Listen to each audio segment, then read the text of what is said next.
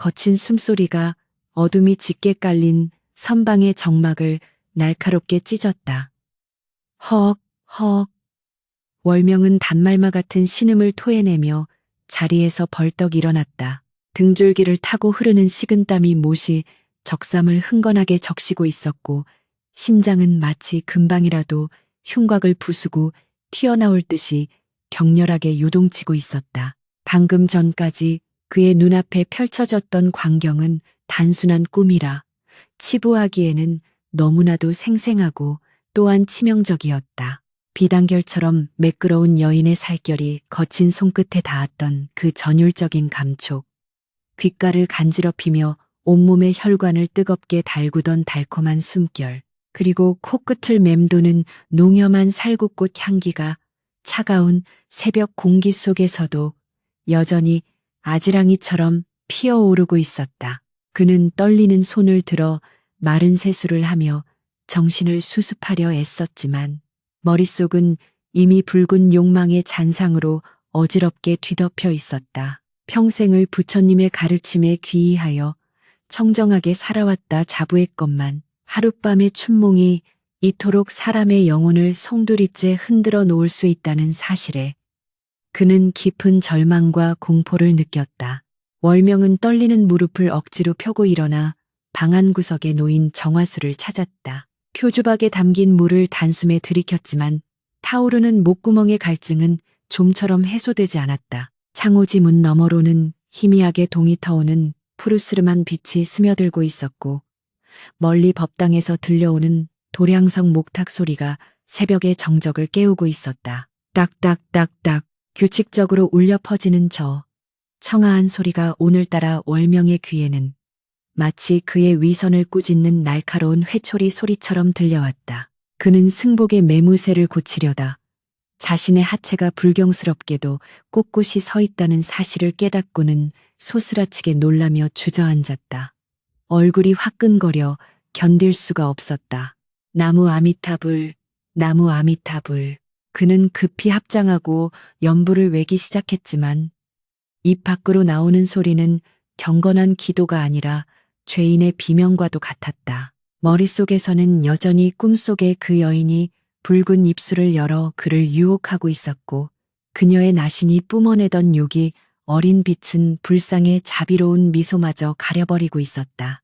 날이 완전히 밝아오자 월명은 도망치듯 선방을 빠져나와 대웅전 앞마당으로 향했다. 아침 예불을 위해 모여든 사미승들과 신도들이 그를 보자마자 허리를 굽혀 깊은 존경을 표했다.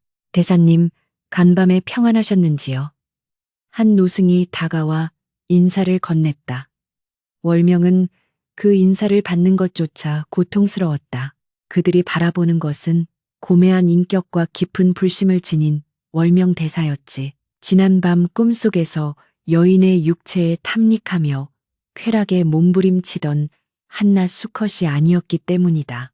그는 억지 미소를 지으며 고개를 끄덕였지만 속으로는 자신의 가슴을 쥐어뜯고 싶은 충동을 억눌러야 했다. 신라 경덕왕이 친히 그 법력을 칭송하였고 수많은 중생이 그의 설법 한마디에 눈물을 흘리며 귀의하였다. 그러나 지금 이 순간 그 모든 명성과 칭송은 모래성처럼 위태롭고 허망하게 느껴질 뿐이었다. 월명은 자신의 내면에 킬리를 틀고 있는 이 더러운 욕망의 정체가 무엇인지 도대체 왜 하필 지금 이 시점에 이러한 마장이 닥쳐온 것인지 도무지 알 수가 없었다.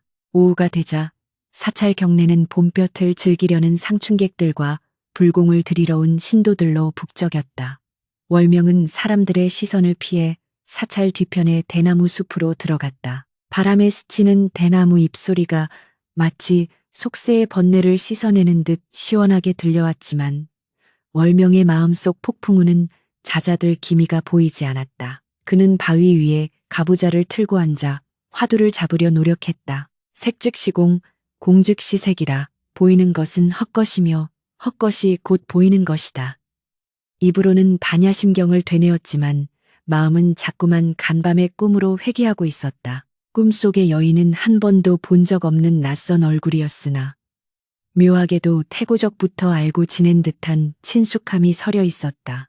특히 그녀의 왼쪽 눈 밑에 찍혀 있던 붉은 눈물점과 슬픔과 환희가 기묘하게 뒤섞인 그 눈빛은 뇌리에 깊이 박혀 지워지지 않았다. 그것은 단순한 욕정의 대상이 아니라 무언가 간절하게 호소하는 듯한 영혼의 절규처럼 느껴지기도 했다. 그때 산바람을 타고 묘한 향기가 코끝을 스쳤다.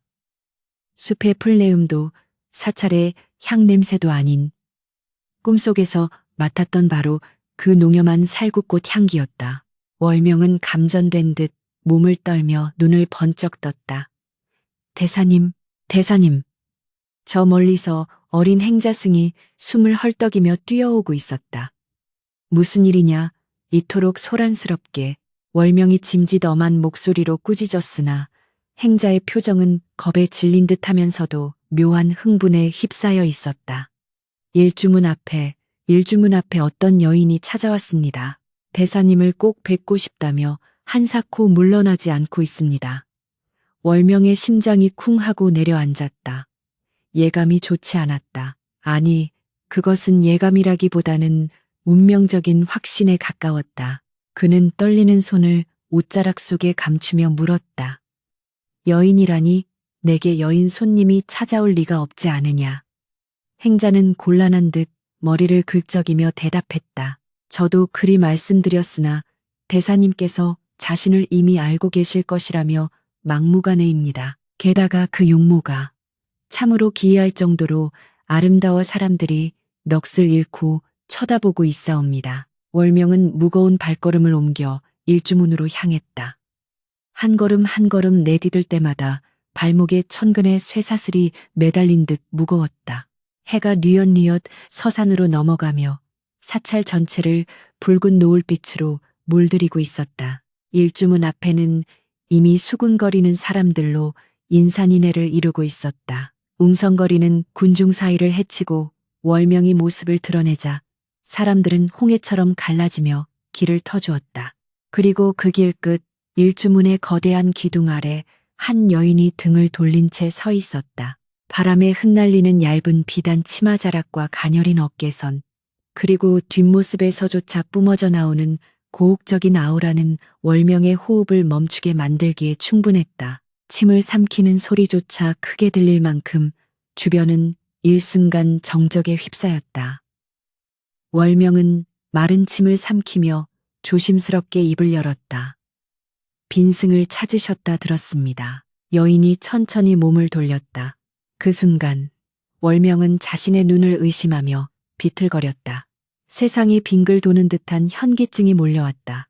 눈앞에 서 있는 여인은 간밤 꿈속에서 그토록 격렬하게 그를 탐하고 그의 영혼을 뒤흔들어 놓았던 바로 그 여인이었다. 현실이라고는 믿을 수 없을 만큼 완벽하게 일치하는 이목구비, 칠흑같이 검은 머리카락, 그리고 무엇보다 왼쪽 눈 밑에 선명하게 박혀있는 붉은 눈물점까지.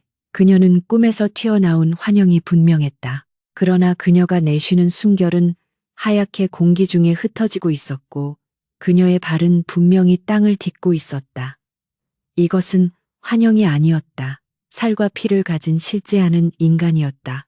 여인은 당황하여 얼어붙은 월명을 바라보며 입가에 묘한 미소를 머금었다. 그 미소는 성녀의 자비로움과 요녀의 교태가 공존하는 말로 형언할 수 없는 기이한 매력을 발산하고 있었다. 소녀 서활해라 하옵니다. 여인의 목소리는 옥쟁반의 구슬이 굴러가는 듯 청아하면서도 뼛속까지 파고드는 요사스러운 울림이 있었다. 그녀는 우아하게 합장하며 고개를 숙였지만 치켜뜬 눈매는 월명의 눈동자를 집요하게 찾아매고 있었다. 먼 길을 오느라 날이 저물어 갈 곳이 마땅치 않습니다. 부처님의 자비하신 도량에 하룻밤 머물며 지친 몸을 뉘일 수 있도록 허락해 주시옵소서. 그녀의 요청은 겉보기엔 정중했으나 그 이면에는 거부할 수 없는 강한 힘이 실려 있었다. 주변에 모여든 승려들과 신도들은 술렁이기 시작했다. 여인의 차림새는 남루하지는 않았으나 절에 불공을 드리러 온 일반적인 안악내의 복색이라기보다는 기방의 기녀를 연상케 할 만큼 화려하고 색정적이었다. 게다가 금녀의 구역인 승방에, 그것도 늦은 밤에 젊은 여인을 들이는 것은 계율에 어긋나는 일이었다. 이곳은 수행하는 도량입니다. 여인의 몸으로 사내들만 기거하는 곳에 머무는 것은 법도에 어긋납니다. 산 아래 마을로 내려가시면 객주가 있으니 그곳을 찾으시지요. 월명은 애써 냉정을 찾으려 노력하며 단호하게 거절했다. 그러나 그의 목소리는 미세하게 떨리고 있었다. 서화는 월명의 거절을 예상했다는 듯 한 걸음 더 그에게 다가왔다. 그러자 그 농염한 살구꽃 향기가 훅 하고 끼쳐와 월명의 이성을 마비시켰다. 그녀는 주위의 시선 따위는 아랑곳하지 않고 오직 월명만을 바라보며 애원하듯 그러나 협박하듯 속삭였다. 스님, 어젯밤 꿈속에서는 저를 그리도 따스하게 품어주시지 않으셨습니까? 헌데 어찌하여 현실에서는 이토록 매정하게 내치시려 하십니까? 그녀의 입에서 흘러나온 말은 마치 마른 하늘에 떨어진 날벼락과도 같았다. 월명의 얼굴이 순식간에 흑빛으로 변했다. 주변 사람들은 그녀의 말이 무슨 뜻인지 이해하지 못해 서로 얼굴만 쳐다보고 있었지만 월명만은 그 말의 의미를 정확히 알고 있었다. 그녀는 알고 있었다. 간밤의 그 은밀하고도 추악했던 꿈의 내용을, 아니 그녀 자체가 그 꿈의 주인이었다는 사실을. 월명은 등줄기에 소름이 돋는 것을 느꼈다. 이 여인은 단순한 길손이 아니었다. 자신의 수행을 시험하러 온 마군이이거나 아니면 전생의 업보가 빚어낸 끔찍한 인연임이 틀림없었다. 닥치시오. 어찌 신성한 도량에서 그토록 망측한 소리를 입에 담는단 말이오. 월명은 당황하여 고함을 쳤지만 서화는 눈 하나 깜짝하지 않고 그윽한 눈빛으로 그를 응시할 뿐이었다. 부처님께서는 만물에 불성이 있다 하셨고 고통받는 중생을 외면하지 말라 가르치셨습니다. 갈 곳 없는 여인 하나를 내치는 것이 대사님이 말씀하시는 자비입니까? 서화의 말은 논리정연했고 구구절절 옳은 말이라 반박할 여지조차 없었다. 주위의 신도들도 웅성거리며 월명의 처사를 비난하는 듯한 눈빛을 보내기 시작했다. 대사님이 너무 매정하시네. 저리 고운 처자가 밤길을 헤매다 산짐승이라도 만나면 어쩌려고 자비하신 스님이 어찌 저러실까. 군중의 여론은 순식간에 서화의 편으로 기울었다. 월명은 사면초가에 빠진 듯한 기분이었다. 그녀를 받아들이자니 계율이 울고 내치자니 자비가 운다. 하지만 무엇보다 두려운 것은 그녀를 곁에 두었을 때 다시금 깨어날 자신의 억눌린 욕망이었다. 해는 완전히 저물어 어둠이 깔리기 시작했고 서화의 눈동자는 어둠 속에서 고양이처럼 번뜩이며 월명의 대답을 기다리고 있었다. 무거운 정적이 감도는 일주문 앞에서 월명은 결국 깊은 한숨을 내쉬며 고개를 떨구었다. 그것은 패배의 인정이자 닥쳐올 거센 폭풍우를 예감하는 체념의 신호였다. 따라오시지요. 비록 누추하나마 요사체 끝방에 자리를 마련해 드리리다. 그의 목소리는 갈라져 나왔고 서화는 기다렸다는 듯 화사한 미소를 지으며 가볍게 고개를 숙였다. 그녀의 입가에 번진 미소는 승리자의 여유라기보다는 마치 오래전부터 정해진 수순을 밟아가는 이의 무심함에 가까웠다. 월명이 앞장서고 서화가 그 뒤를 따르자 좌우로 갈라져 있던 승려들과 신도들의 눈동자가 일제히 두 사람의 등 뒤에 꽂혔다. 그 시선들은 마치 날카로운 비수와도 같아서 월명의 등줄기를 서늘하게 긁어내렸다. 수근거리는 소리가 귓전을 때렸다. 저 여인을 들이시다니 대사님께서 로망이 드신 게 아닌가. 아무리 자비라 해도 법도가 있는 법인데. 사람들의 입에서 쏟아져 나오는 말들은 독화살이 되어 월명의 가슴에 박혔다. 그는 귀를 막고 싶었으나 수행자의 자존심이 그를 허락하지 않았다. 그날 밤 월명은 한숨도 이룰 수 없었다. 서화가 머무는 요사체는 그가 기거하는 선방과 멀리 떨어져 있었음에도 그녀의 존재감은 사찰 전체를 휘감고 있는 듯했다. 바람결에 문풍지가 떨리는 소리조차 그녀의 옷자락 소리처럼 들렸고 밤새 울어대는 쏙독새 소리는 그녀의 흐느낌처럼 들려와 가슴을 후벼 팠다. 월명은 미친 듯이 목탁을 두드리며 연불에 매달렸다. 관세음 보살, 관세음 보살. 그러나 목탁 소리가 커질수록 마음속의 번뇌는 더욱 맹렬하게 피어올랐다. 꿈속에 그 뜨거웠던 감촉이 되살아나 혈관을 타고 흐르며 그에게 위선자라 속삭이는 듯했다. 그는 자신의 육체가 혐오스러웠고 동시에 그 혐오스러운 육체가 갈구하는 욕망 앞에 무력한 자신이 더욱 증오스러웠다. 새벽녘이 되어서야 겨우 선잠에 들었으나 꿈속에서조차 그는 서화가 쳐놓은 거미줄에 걸린 나비처럼 허우적거릴 뿐이었다. 다음 날 아침 공양 시간, 식당인 공양간의 공기는 얼음장처럼 차가웠다. 평소라면 월명의 곁에 앉아 법담을 나누고자 했던 삼이승들이 오늘따라 슬금슬금 눈치를 보며 그의 주변을 피하고 있었다. 월명이 자리에 앉아 밥과 국이 담긴 바루를 내려놓는 소리마저 유난히 크게 울렸다.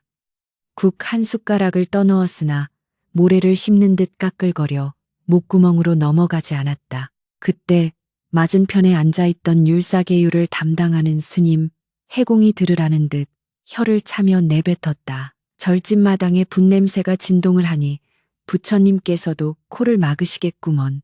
수행자가 여색을 가까이 하는 것은 칼날 위에 묻은 꿀을 핥는 것과 같다 하였거늘. 그 말은 명백히 월명을 겨냥한 비수였다.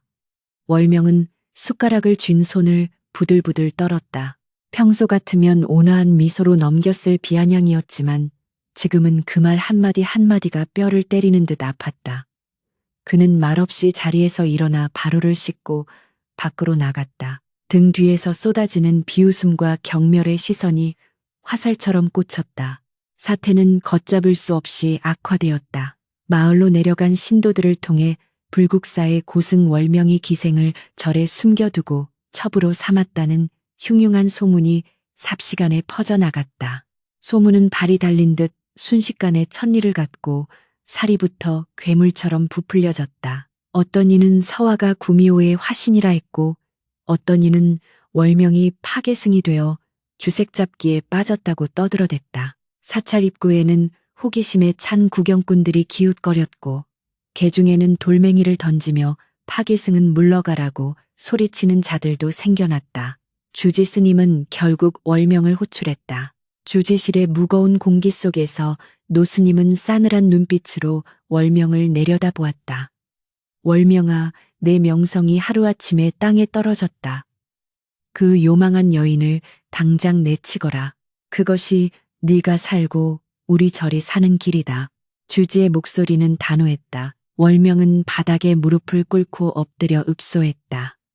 스님, 하오나 갈 곳 없는 이를 엄동설 안에 내치는 것은 불자의 도리가 아니옵니다. 그녀는 병들어 있고 의지할 곳이 없습니다.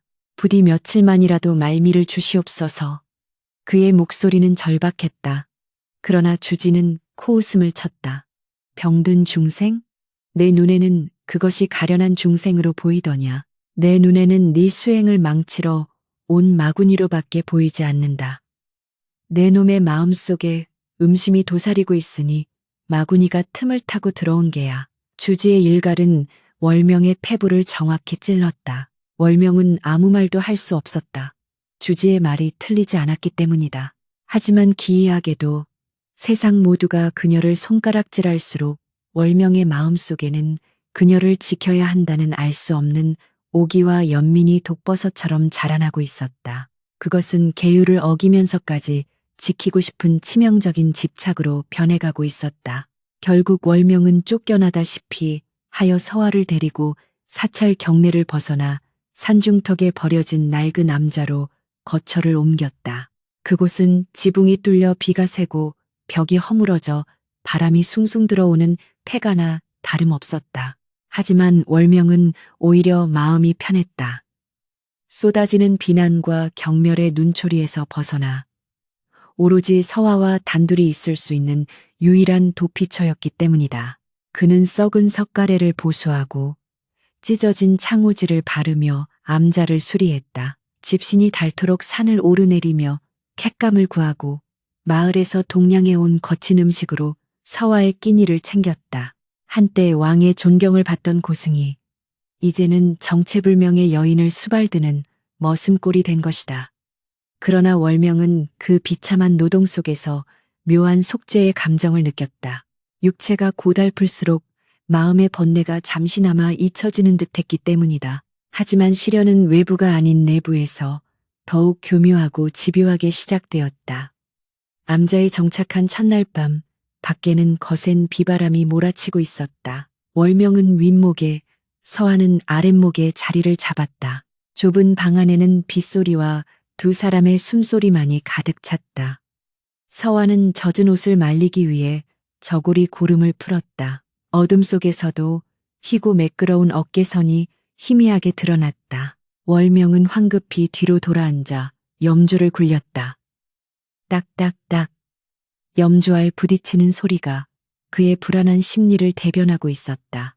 그때 서화의 가늘고 떨리는 목소리가 들려왔다. 스님, 너무 춥습니다. 몸이 불덩이 같습니다. 제발 손이라도 한번 잡아주시옵소서. 그녀의 신음소리는 고통인지 쾌락인지 분간하기 어려울 정도로 끈적했다.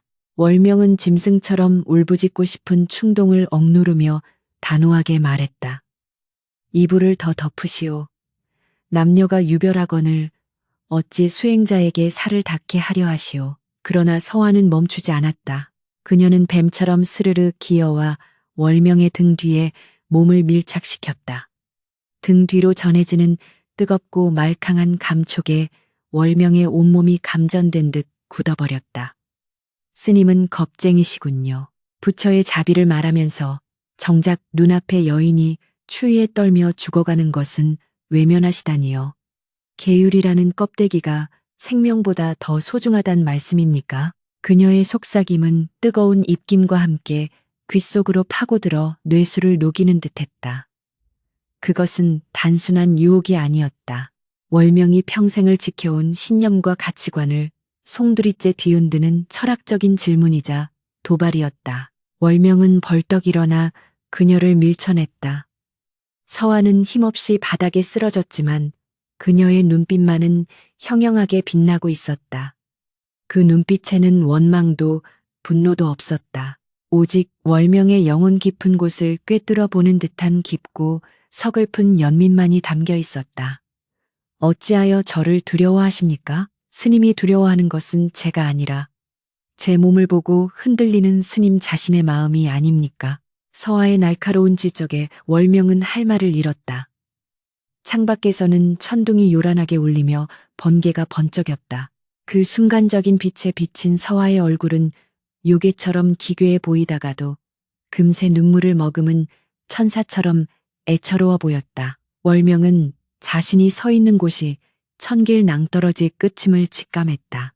한 발만 더 내디디면 끝없는 타락의 나락으로 떨어질 것이고 물러서자니 이미 갈 곳이 없었다. 며칠이 지나자 서화의 병세는 거짓말처럼 악화되기 시작했다. 그녀의 몸에는 원인 모를 붉은 반점이 피어올랐고 고약한 악취를 풍기는 고름이 흘러나오기 시작했다. 그 아름답던 용모는 흉측하게 일그러졌고 숨을 쉴 때마다 그르렁거리는 쇳소리가 났다. 마을 사람들은 천벌을 받았다며 손가락질했고 승려들은 부정이 탔다며 암자 근처에는 얼씬도 하지 않았다. 오직 월명만이 그녀의 곁을 지켰다.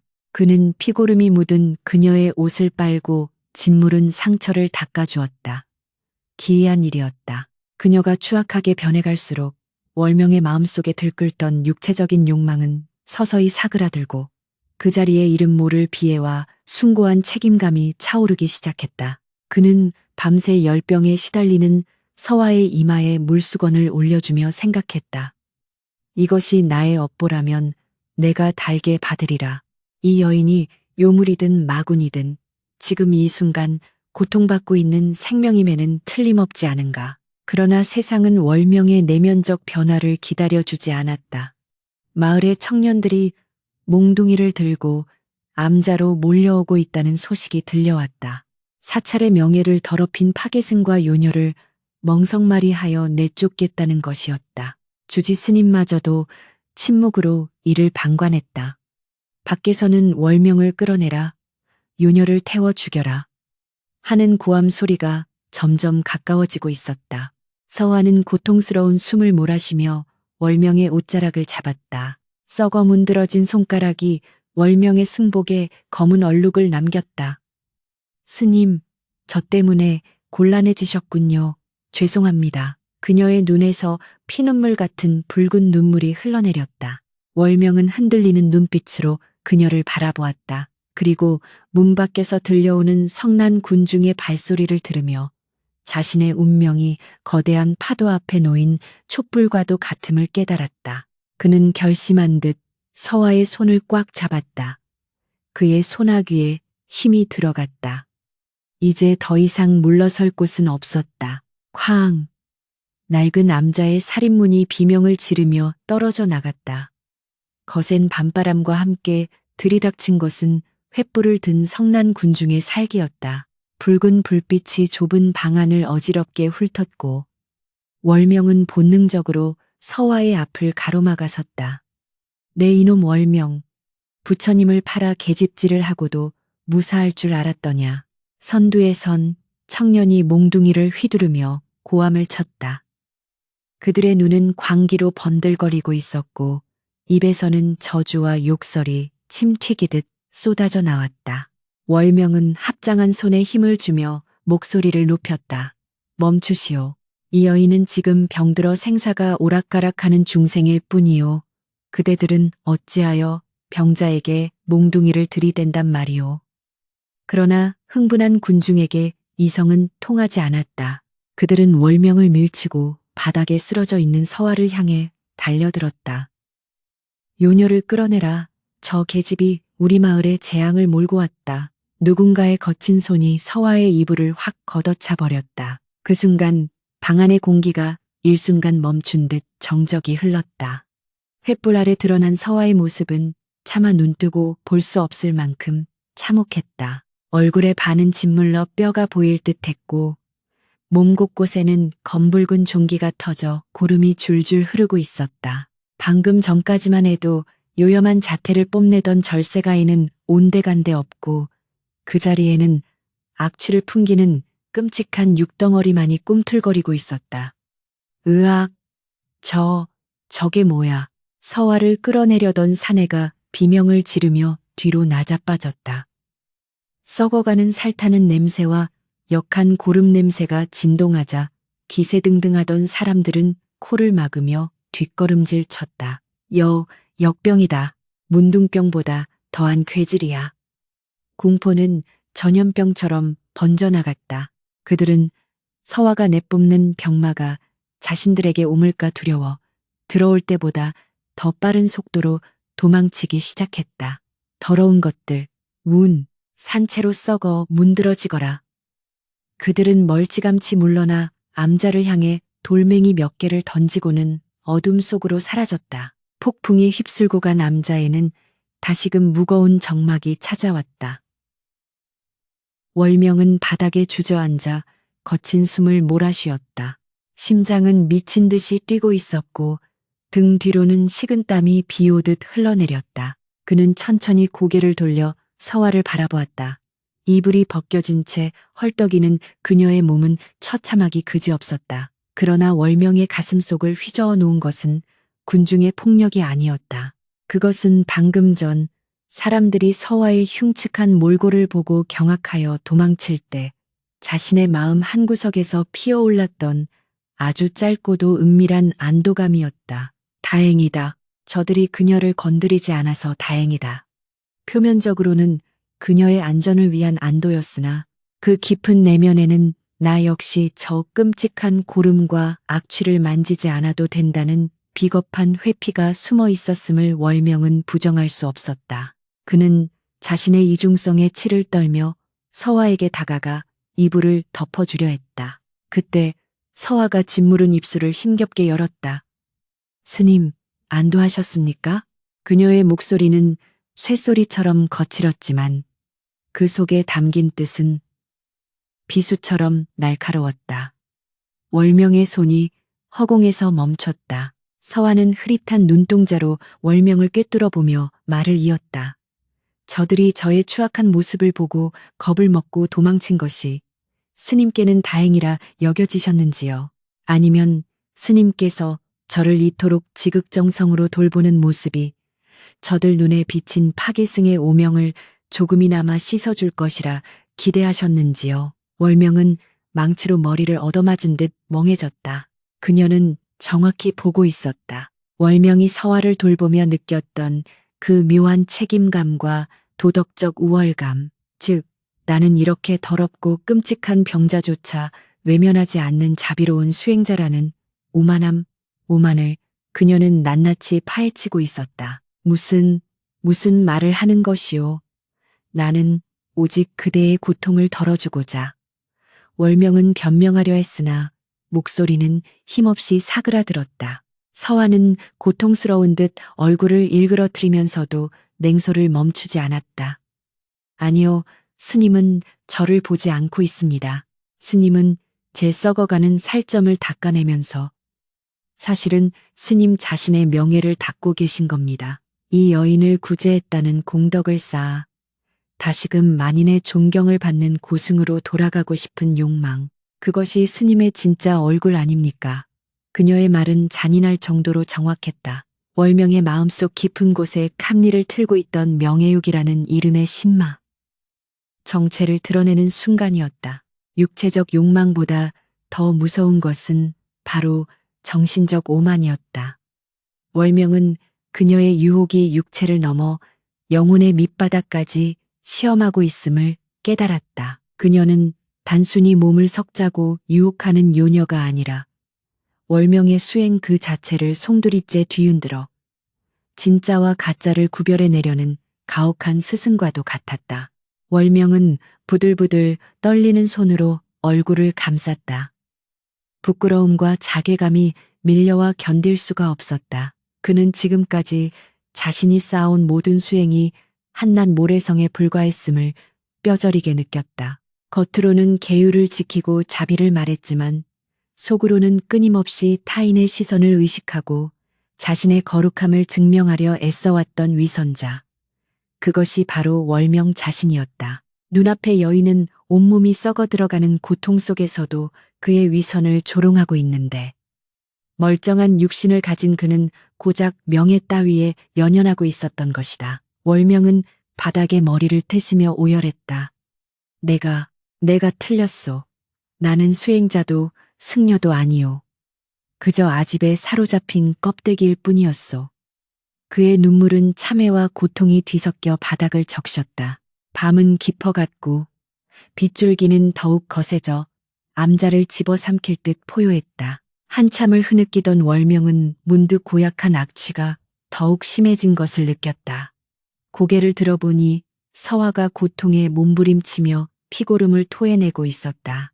그녀의 몸은 이제 사람의 형상이라기보다는 고통 그 자체로 뭉쳐진 덩어리처럼 보였다. 월명은 무릎을 꿇고 그녀에게 다가갔다. 이전에는 코를 찌르는 악취에 숨을 참으며 고개를 돌렸으나 이제는 그러지 않았다. 그는 자신의 승복 소매를 걷어붙이고 떨리는 손으로 그녀의 썩어가는 환부를 어루만졌다. 끈적하고 차가운 고름이 손끝에 닿았다.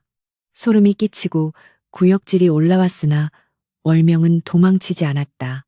그는 눈을 크게 뜨고 그 끔찍한 상처를 직시했다. 그러자 기이한 일이 일어났다. 조금 전까지만 해도 더러움과 혐오로만 보이던 그녀의 상처가 서서히 고통과 슬픔으로 보이기 시작했다. 그녀의 살이 썩어가는 것은 죄악 때문이 아니라 인간이 겪어야 할 생로병사의 처절한 현장이었다. 월명은 물수건을 적셔 그녀의 몸을 닦기 시작했다. 아프지 마시오. 부디 아프지 마시오. 그의 입에서 흘러나오는 말은 더 이상 경전 속의 문구가 아니었다. 그것은 인간 대 인간으로서 느끼는 순수한 연민이자 타인의 고통을 나의 고통으로 받아들이는 진정한 동체 대비 동티다베의 마음이었다. 그는 서화의 짓무른 살을 닦아내며 자신의 마음속에 엉겨붙어 있던 오만과 위선의 찌꺼기도 함께 닦아내고 있었다. 닦아도 흘러나오는 고름처럼 인간의 번뇌 또한 끝이 없음을 그러나 그것을 외면하지 않고 끝까지 닦아내는 것이야말로 진정한 수행임을 그는 깨닫기 시작했다. 서화는 월명의 손길이 닿을 때마다 가늘게 신음했으나 그 신음소리는 이전의 요사스러움을 잃고 마치 어미의 품을 찾는 아이의 울음소리처럼 애처롭게 들려왔다. 밤이 지나고 새벽이 밝아올 무렵 서화의 상태는 급격히 나빠졌다. 호흡은 끊어질 듯 가빴고 눈동자는 초점을 잃어가고 있었다. 월명은 밤새 한숨도 자지 않고 그녀의 곁을 지켰다. 그의 눈은 카고 승복은 피고름으로 엉망이 되었지만 표정만은 그 어느 때보다 평온하고 맑았다. 그는 이제 서화를 유혹하는 요녀도 시험하는 마구니도 아닌 그저 고통받는 우주의 한 조각으로 바라보고 있었다. 서화가 힘겹게 손을 들어 월명의 뺨을 만졌다. 그녀의 손은 얼음장처럼 차가웠으나 닿은 자리에는 뜨거운 불길이 이는 듯했다. 스님, 저를 저 냇가로 데려가 주십시오. 서화가 무기만 한 목소리로 속삭였다. 몸이 너무 더럽습니다. 마지막으로 깨끗이 씻고 싶습니다. 그것은 죽음을 예감한 이의 마지막 청이었다. 월명은 밖을 내다보았다. 동이 트며 세상이 희미하게 밝아오고 있었다. 냇가로 가려면 사람들이 다니는 길목을 지나야 했다. 만약 누군가에게 발각된다면 파괴승이 나병 환자를 업고 다닌다며 돌팔매질을 당할 것이 뻔했다. 아니, 어쩌면 이번에는 정말로 목숨을 잃을 수도 있었다. 그러나 월명은 망설이지 않았다. 그의 마음속에는 이미 세간의 시선이나 비난 따위가 들어설 자리가 없었다. 오직 눈앞의 생명이 원하는 마지막 소원을 들어주어야 한다는 지극히 단순하고도 명료한 자비심만이 남아있을 뿐이었다. 그리합시다. 내 그대를 업고 가리다. 월명은 서화를 조심스럽게 등에 업었다.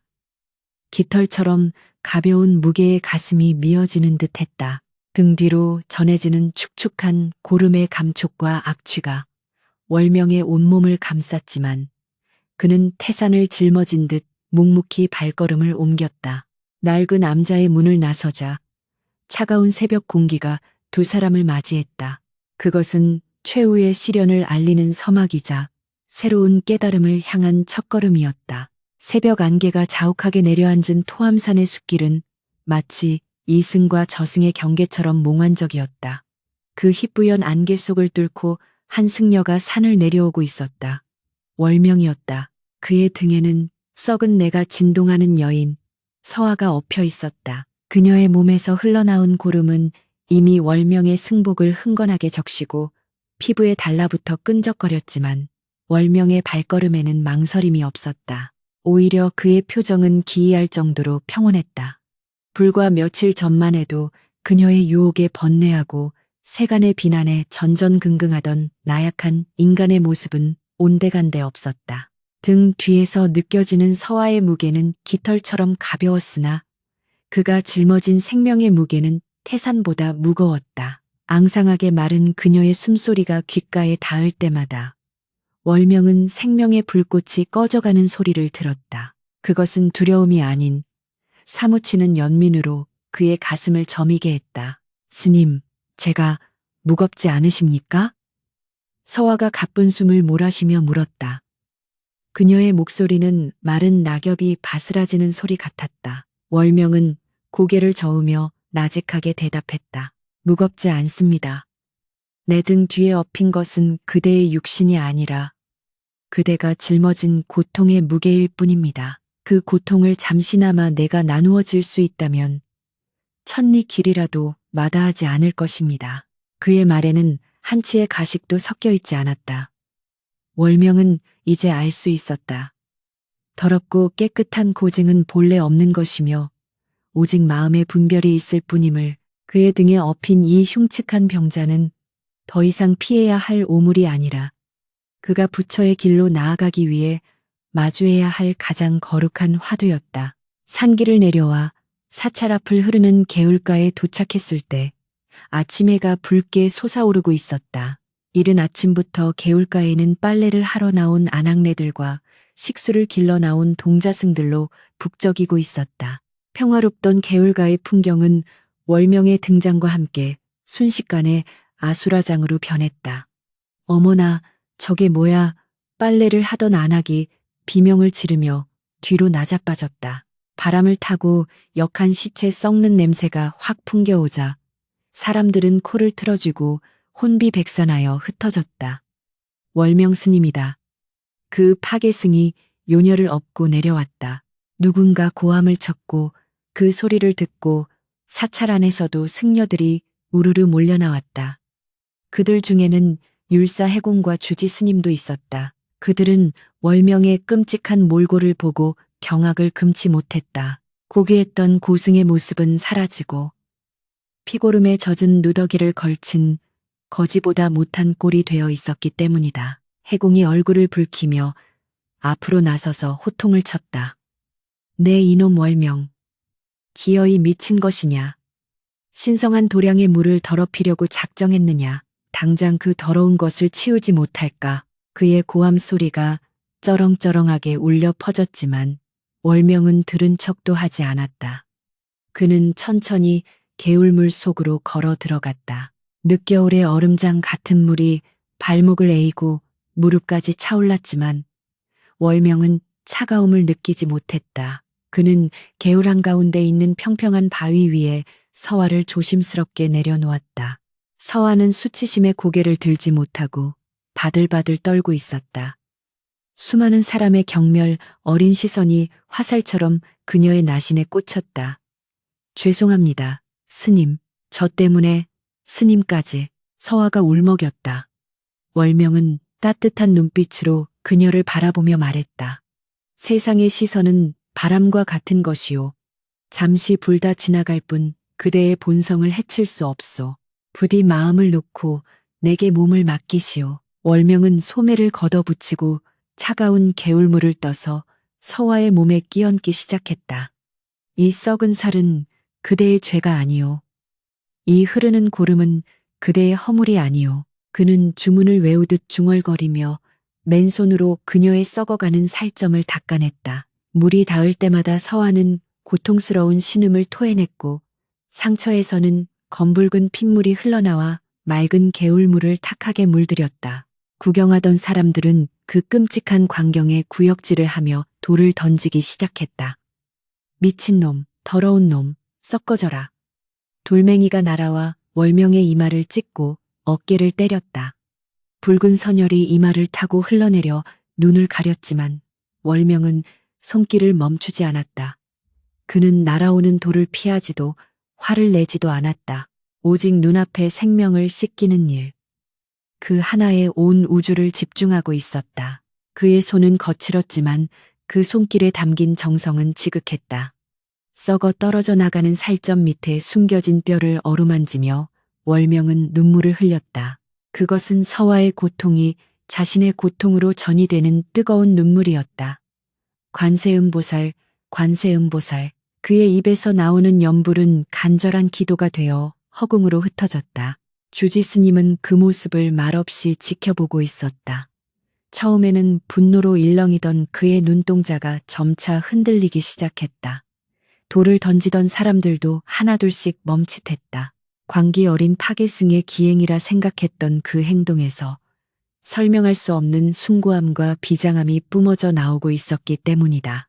월명은 자신이 돌을 맞고 있다는 사실조차 잊은 채 서화의 등 뒤에 난 가장 크고 흉측한 종기를 닦아내기 위해 손을 뻗었다. 그곳은 악취가 가장 심하고 고름이 굳어 딱딱해진 곳이었다. 참으로 아프겠소. 내 이 고통을 다 씻어주리다. 월명이 정성을 다해 그 종기를 문지르는 순간 기적이 일어났다. 월명의 손끝이 닿은 곳에서부터 검은 딱지가 벗겨지고 그 아래에서 눈이 부시도록 하얀 새살이 돋아나기 시작한 것이다. 동시에 코를 찌르던 시체 썩는 냄새가 순식간에 사라지고 사방 천지의 그윽한 백단향 향기가 진동하기 시작했다. 저게 무슨. 구경하던 사람들 사이에서 탄성이 터져 나왔다. 월명도 놀란 눈으로 자신의 손을 바라보았다. 그의 손에 묻어있던 더러운 고름과 핏물이 순금의 가루긴스로 변하여 물속으로 흩어지고 있었다. 탁하게 흐려졌던 개울물은 오색 찬란한 무지개 빛으로 변하여 소용돌이 쳤다. 서화의 몸을 감싸고 있던 흉측한 껍질들이 마치 허물을 벗듯 스르르 떨어져 나갔다. 짓물러 뼈가 보이던 얼굴에 생기가 돌고 빠져버린 머리카락이 다시 자라나 칠흑 같은 비단결이 되었다. 앙상했던 팔다리에 살이 오르고 잿빛이던 피부는 옥처럼 투명하게 빛났다. 그것은 단순한 치유가 아니었다. 인간의 육체를 초월한 천상의 아름다움으로 다시 태어나는 환골탈태완구 두타의 순간이었다. 월명은 멍하니 그 광경을 바라보았다. 눈앞의 여인은 더 이상 병든 서화가 아니었다. 그녀의 몸에서 뿜어져 나오는 황금빛 광채광민가 너무나 강렬하여 월명은 눈을 뜰 수조차 없었다. 사찰 앞마당에 모여있던 수백 명의 군중이 일제히 숨을 죽였다. 개울가에는 정막만이 감돌았고 오직 신비로운 향기와 빛만이 공간을 가득 채웠다. 아, 월명의 입에서 탄식이 흘러나왔다. 그는 본능적으로 무릎을 꿇었다. 물속에 서 있던 서화가 천천히 허공으로 떠오르기 시작했다. 그녀의 옷은 더 이상 누더기가 아니었다. 하늘하늘한 천이가 그녀의 몸을 감싸고 머리 뒤에는 둥근 광배가 찬란하게 빛나고 있었다. 왼손에는 정병을, 오른손에는 버드나무 가지를 든 그 형상은 사찰 대웅전에 모셔진 관세음보살의 모습과 한치의 오차도 없었다. 아니, 흙으로 빚은 불상 따위는 감히 흉내낼 수 없는 살아있는 생명력과 위엄이 서려 있었다. 사람들은 그 자리에 털썩 주저앉아 머리를 조아렸다. 관세음보살님, 관세음보살님이 현신하셨다. 곳곳에서 울음 섞인 외침이 터져나왔다. 돌을 던지던 자들은 자신의 손을 내려치며 통곡했고 비난하던 승려들은 바닥에 이마를 도시며 참회했다. 허공에 떠있는 서화, 아니 관세음보살은 지상에 무릎 꿇은 월명을 향해 자비로운 미소를 지었다. 그 미소는 꿈속에서 월명을 유혹하던 요녀의 미소와 같았으나 이제는 그 의미가 완전히 달라져 있었다. 욕망의 틈에 빠진 중생을 건져 올리기 위해 기꺼이 더러운 진흙탕 속에 몸을 던져 함께 뒹굴어준 대자비의 미소였다. 그녀의 목소리가 허공을 울리며 월명의 뇌리에 직접 꽂혔다. 월명아, 보아라. 더러움과 깨끗함이 둘이 아니며 번뇌와 깨달음이 본래 한 몸이다. 네가 나의 썩은 몸을 닦아낼 때 너는 너의 아지 지라는 껍질을 깨뜨렸다. 네가 나를 혐오하지 않고 연민으로 끌어안았을 때 너는 비로소 부처의 마음을 보았다. 월명은 하염없이 눈물을 흘리며 합장했다. 가슴속이 텅 비어버린 듯한 시원함과 동시에 우주가 꽉 차오르는 듯한 충만감이 밀려왔다. 그는 깨달았다. 지난밤의 꿈도, 서화의 유혹도, 끔찍한 병마도, 사람들의 비난도, 그 모든 것이 자신을 깨우치기 위해 보살이 마련한 거대한 시험대였음을, 그리고 자신이 그 시험을 통과한 것은 계율을 잘 지켜서가 아니라 계율을 파하면서까지 지키려 했던 자비심 때문이었음을 관세음보살은 손에 든 버드나무 가지를 흔들어 감로수를 뿌렸다. 반짝이는 물방울이 월명의 몸에 닿자 이마의 상처가 씻은 듯이 나았고 지친 육신에 활력이 솟아났다. 너의 수행은 이제 끝이 났으나 진정한 불도포는 이제부터 시작이다. 세상으로 나가라. 높은 법당에 앉아있지 말고 낮은 곳으로 임하여 고통받는 이들의 눈물을 닦아주어라. 보살은 그 말을 남기고 오색 구름을 타고 하늘 높이 올라갔다. 황금빛 잔영이 하늘을 뒤덮었고 하늘에서는 꽃비가 쏟아져 내렸다. 사람들은 보살이 사라진 하늘을 향해 끊임없이 절을 올렸다. 그러나 월명은 고개를 들지 않았다. 그는 흐르는 개울물을 바라보고 있었다. 보살이 떠난 자리, 개울물은 여전히 맑게 흐르고 있었고 물속에 비친 자신의 얼굴은 더 이상 근엄한 고승의 얼굴이 아니었다. 울고 웃는, 고뇌하고 기뻐하는 지극히 평범하지만 더없이 자유로운 한 인간의 얼굴이 그곳에 있었다. 월명은 물에 비친 자신에게 미소를 지어 보였다. 그것은 해탈한 자만이 지을 수 있는 어린아이처럼 천진난만한 미소였다. 주지 스님이 떨리는 걸음으로 다가와 월명의 어깨를 잡았다. 월명아, 내가 눈이 멀었었구나. 살아있는 부처를 곁에 두고도 알아보지 못하고 오히려 쫓아내려 했으니 이 죄를 어찌 씻겠느냐. 노스님의 눈에서 회한의 눈물이 흘러내렸다. 율사 해공 역시 월명의 발 아래 무릎을 꿇고 오열했다. 월명은 조용히 일어나 그들의 손을 맞잡았다. 스님, 죄가 어디 있고 복이 어디 있겠습니까? 모두가 한바탕 꿈인 것을요.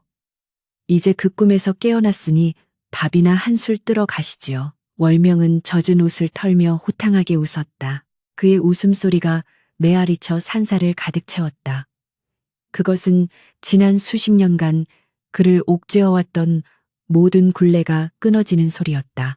그는 이제 월명대사라는 무거운 감투를 벗어던지고 진정한 자유인 월명으로 다시 태어난 것이다. 그날의 기적이 있은 후 불국사는 문자 그대로 인산인해를 이루었다.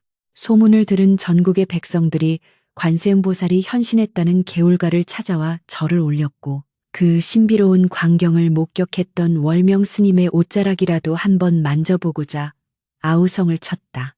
왕실에서조차 사신을 보내어 월명에게 국사고시의 칭호를 내리고자 하였고 비단과 금보화가 산더미처럼 사찰로 답지했다. 그러나 정작 그 소동의 주인공인 월명의 마음은 고요한 호수와 같았다. 그는 사람들이 바치는 칭송과 공약물이 예전에 자신에게는 달콤한 꿀이었을지 모르나 껍질을 깨고 나온 지금의 자신에게는 거추장스러운 족쇄에 불과함을 알고 있었다.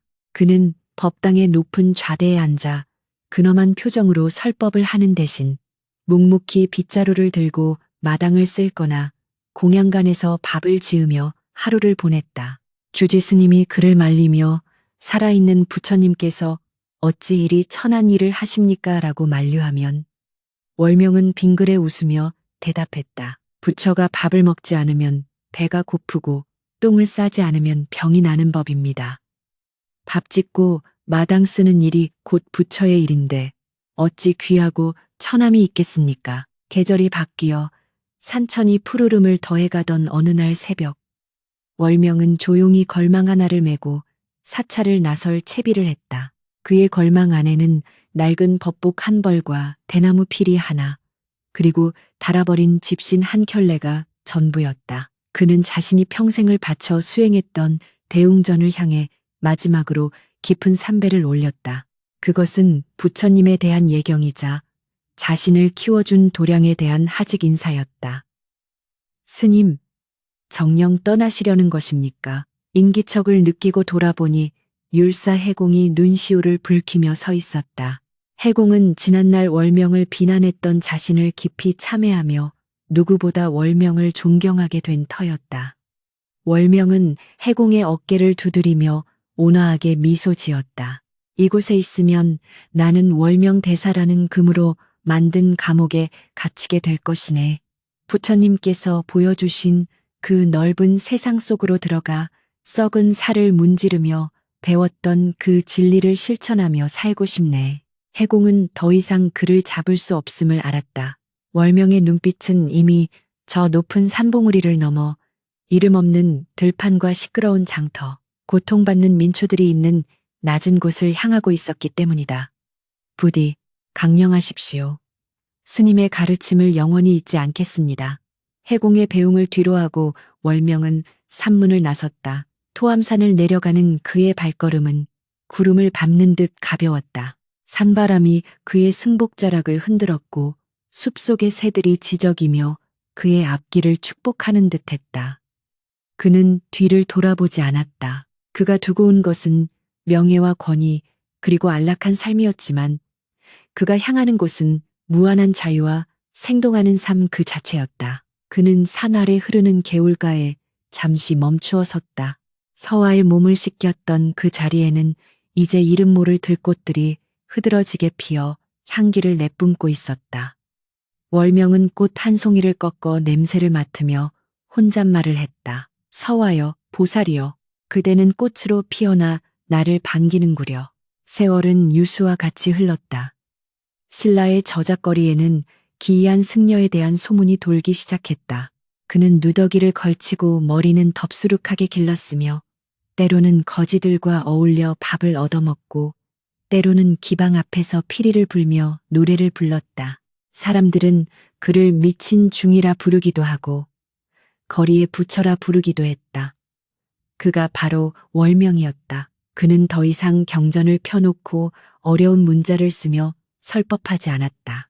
대신 밭을 가는 농부의 쟁기를 함께 밀어주며 땀의 소중함을 이야기했고 아이를 잃고 울부짖는 어미의 손을 잡고 함께 울어주며 슬픔을 나누었다. 전염병이 돌아 모두가 시체를 피할 때 그는 홀로 시신을 수습하여 묻어주고 연부를 외워주었다. 그의 모습은 고고한 학이라기보다는 흙투성이의 들개에 가까웠지만 사람들은 그의 눈을 들여다보는 순간 알 수 없는 위로와 평안을 얻곤 했다. 어느 해 흉년이 들어 굶어 죽는 백성이 속출했을 때의 일이다. 부자들은 곡간을 잠그고 곡식 값을 올리기에 바빴고 관아에서는 세금을 독촉하여 원망이 하늘을 찔렀다. 월명은 부잣집 대문 앞을 찾아가 목탁을 두드렸다. 누구요? 재수없게 아침부터. 하인이 나와 소금을 뿌렸지만 월명은 굴하지 않고 큰 소리로 노래를 불렀다. 내 곡간의 쌀은 쥐가 파먹고 썩어가는데 이웃의 백가죽은 등뼈에 붙었구나. 썩은 쌀을 지키려다 마음이 먼저 썩으니 저승 갈 때 가져갈 건 빈 껍데기뿐이로다. 그의 노래는 해학적이면서도 뼈가 있어 듣는 이들의 가슴을 서늘하게 했다. 집주인이 화가 나서 뛰쳐나왔으나 월명의 맑고 깊은 눈동자와 마주치자 기에 눌려 아무 말도 하지 못했다. 월명은 빙그레 웃으며 말했다. 처사님, 쌀독을 비우면 그 안에 복이 채워지는 법입니다. 비우지 않으면 새 것이 들어올 자리가 없지요. 그날 밤 기적처럼 그 부잣집의 곡간이 열렸고 굶주린 마을 사람들은 죽을 쑤어 먹으며 생명을 이어갔다. 월명은 늙고 병든 몸이 되어서도 멈추지 않았다. 그의 지팡이는 수많은 길을 걸어 닳고 닳았으며 그의 피리 소리는 더욱 깊고 그윽해져 듣는 이의 심금을 울렸다. 그는 종종 아이들을 모아놓고 옛날 이야기를 들려주었다. 옛날에 아주 잘생기고 도도한 스님이 살았단다. 그는 자신이 세상에서 제일 깨끗한 줄 알았지. 그런데 어느 날 똥오줌을 뒤집어 쓴 여인을 만나고 나서야 알게 되었단다. 진짜 깨끗함은 더러움을 피하는 게 아니라 더러움 속에 피는 연꽃을 알아보는 것이라는 걸 말이야. 아이들은 까르르 웃으며 그의 수염을 잡아당겼고 월명은 허허 웃으며 아이들의 머리를 쓰다듬어 주었다. 그 순간 그의 얼굴은 법당의 금동불상보다 더 환하고 자비로웠다. 그는 자신이 깨달은 바를 현학적인 이론으로 남기려 하지 않았다. 대신 사람들의 가슴 속에 따뜻한 이야기와 노랫가락으로 심어주려 했다. 어느 늦가을 낙엽이 우수수 떨어지는 산사 입구의 바위에 월명이 앉아 있었다. 그는 이제 기력이 다하여 걸을 힘조차 없었다. 하지만 그의 표정은 노을처럼 평온하고 아름다웠다. 그는 품에서 대나무 피리를 꺼내 입술에 가져다 대었다. 삐, 삐. 가늘고 청아한 피리 소리가 저녁 숲의 정막을 가르며 퍼져나갔다.